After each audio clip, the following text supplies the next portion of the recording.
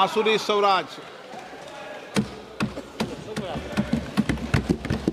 धन्यवाद अध्यक्ष जी।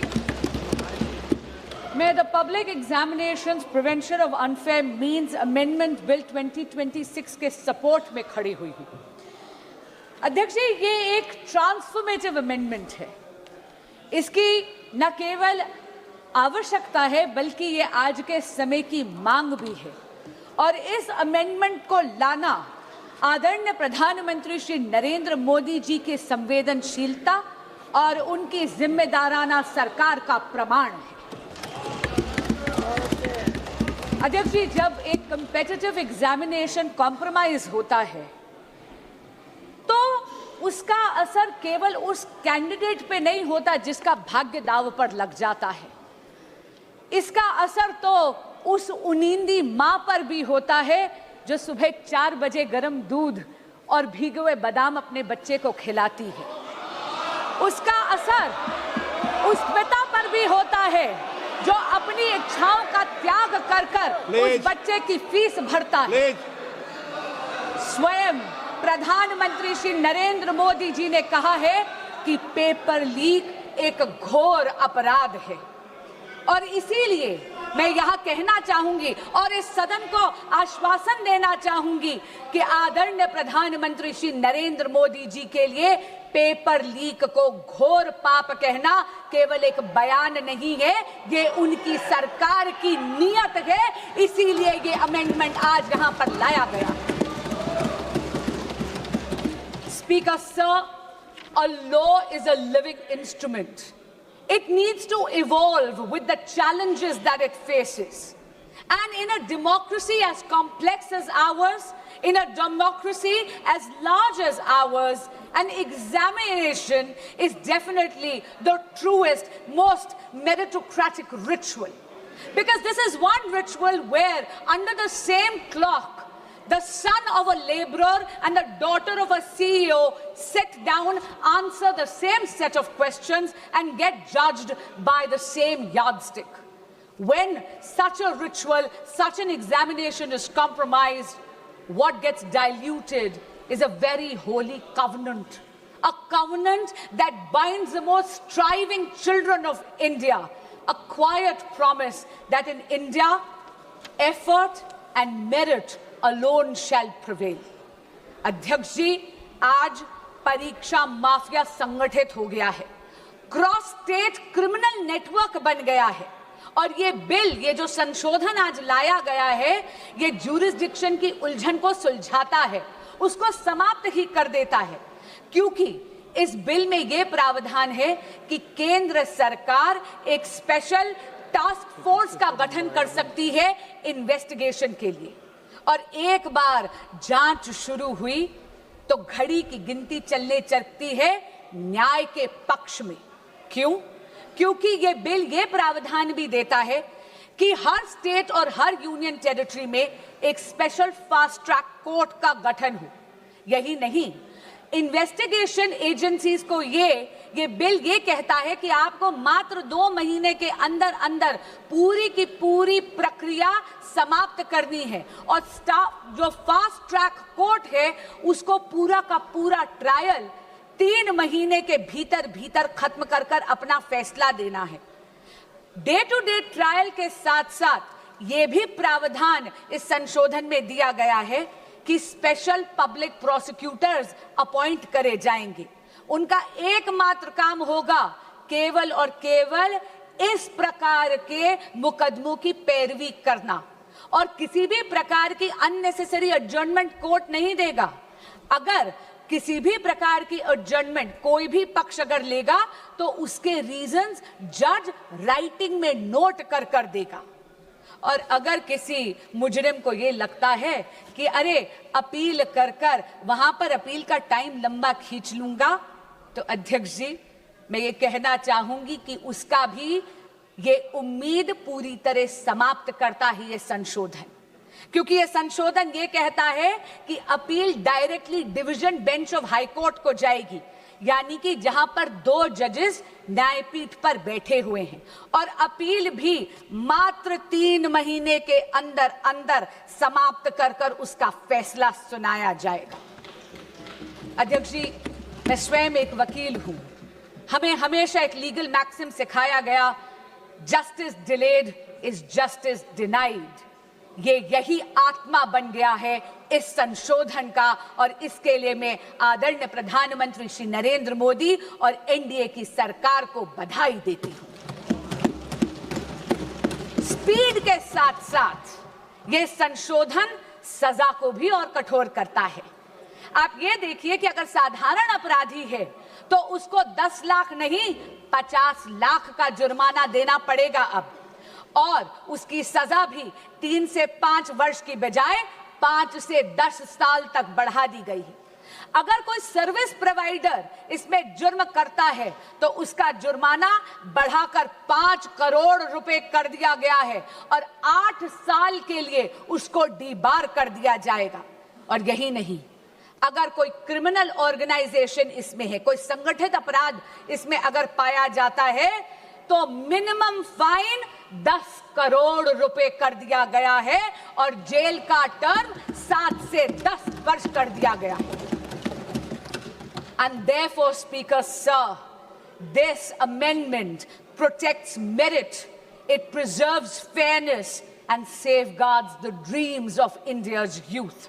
It provides for expeditious investigation. It provides for time-bound trial procedures while reinforcing institutional accountability across the entire examination ecosystem. This amendment is the product of a responsive governance by a responsible Modi government. But Speaker Sir, this reform is not in isolation.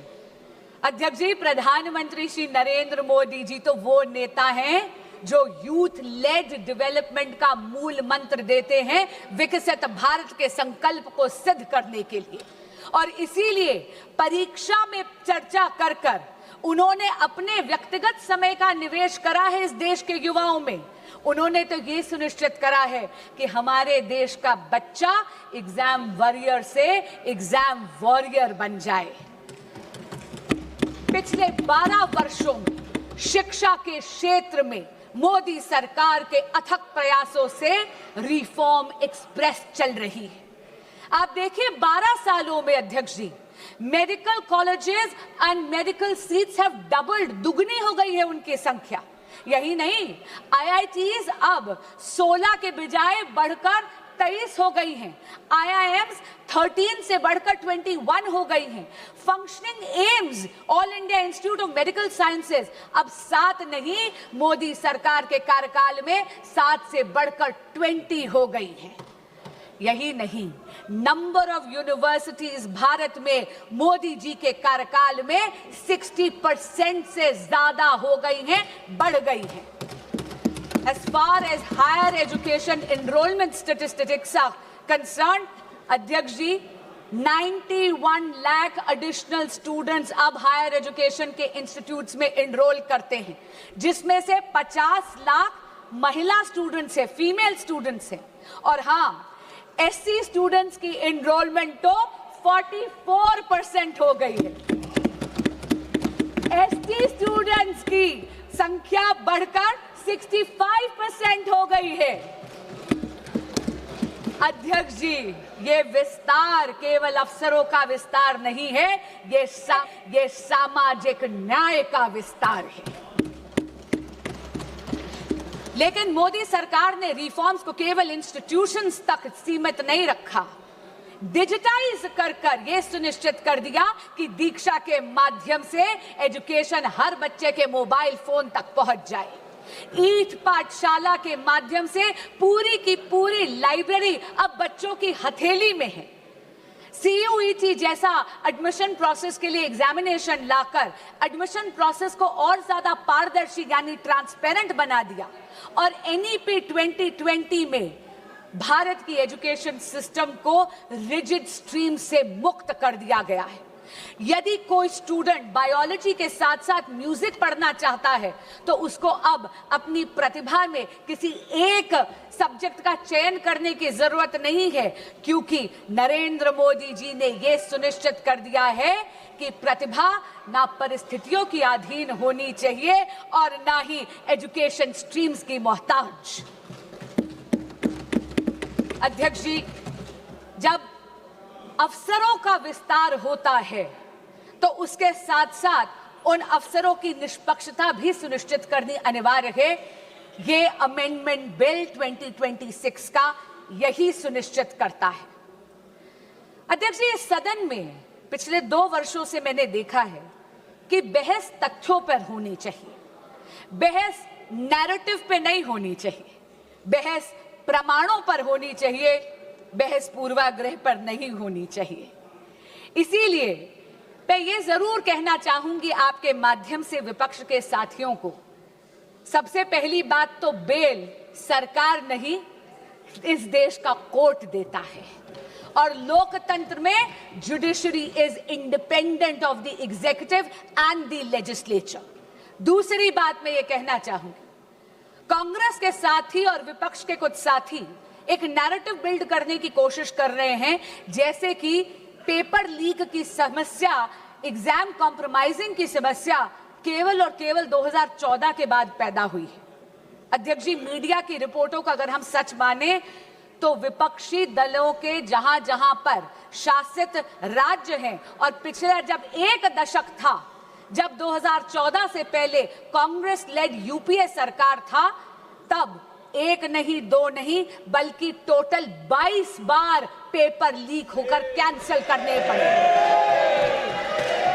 उनमें से Congress lead UPA सरकार के अधिकार क्षेत्र में आने वाले 6 ऐसे एग्जामिनेशंस हैं जो सीधा केंद्र सरकार के नीचे आते थे।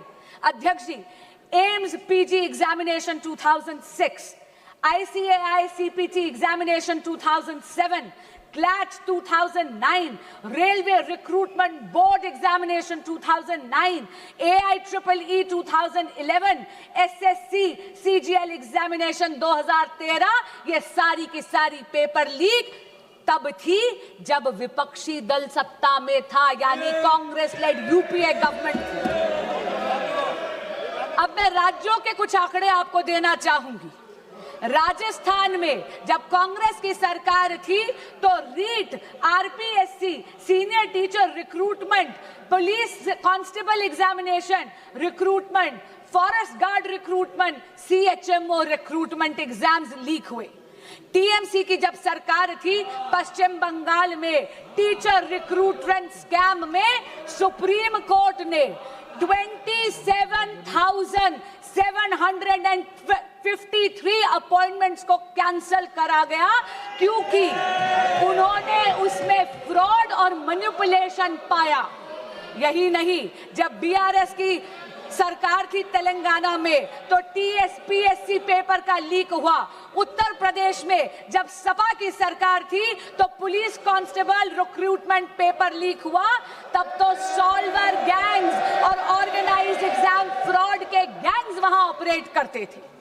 और हाल ही में पंजाब में, ये तो इसी साल की बात कर रही हूं, फार्मेसी ऑफिसर रिक्रूटमेंट एग्जामिनेशन में तो हाई टेक यानी ब्लूटूथ का इस्तेमाल कर उस पेपर को कॉम्प्रोमाइज करना गया। पर मैं पूछना चाहती हूं, इससे पहले कि विपक्ष मुझ पर यह इल्जाम लगाए that I am talking about whataboutery, this is not about whataboutery, but I am calling out the opposition on its selective outrage. मैं पूछना चाहती हूं विपक्ष से कि अगर ये सिद्धांत की लड़ाई है तो सिद्धांत सरकार देख के बदल कैसे जाता है।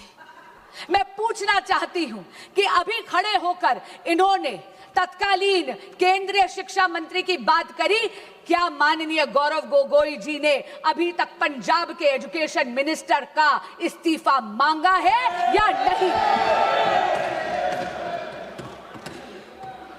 यही बात नहीं है अध्यक्ष जी, एक सिंगल प्रोफेशनल टेस्टिंग एजेंसी की मांग पिछले 30 साल से इस देश में पेंडिंग थी।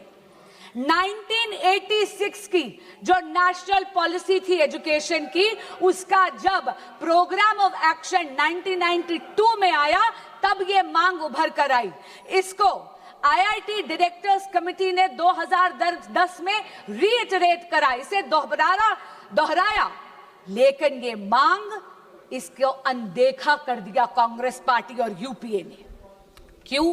क्योंकि उनको कोई फर्क नहीं पड़ रहा था कि इस देश के युवा का भविष्य कसौटी पर नहीं उखड़ रहा था। उनको कोई फर्क नहीं पड़ रहा था कि इस देश के युवा का भविष्य उसकी बलि दी जा रही थी। ये तो नरेंद्र मोदी की सरकार आई, एनडीए की सरकार आई, तो 2017 में एनटीए का गठन हुआ।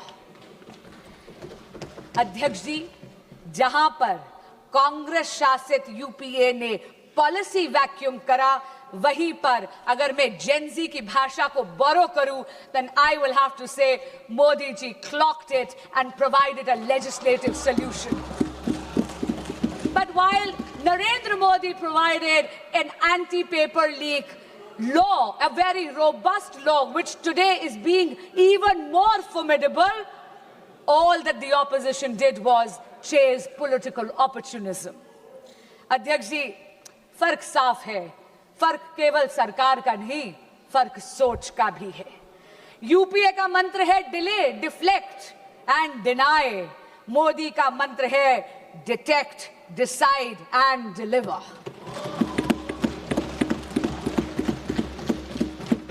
इनका ये रवैया देख के अध्यक्ष जी, कवि दुष्यंत की दो पंक्तियां मुझे याद आती हैं।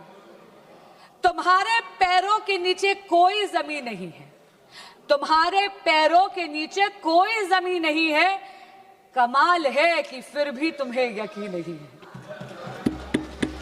अध्यक्ष जी, अपनी वाणी को विराम देने से पहले मैं ये जरूर कहना चाहूंगी कि बात राजनीति की नहीं है, बात इस देश के युवाओं की है।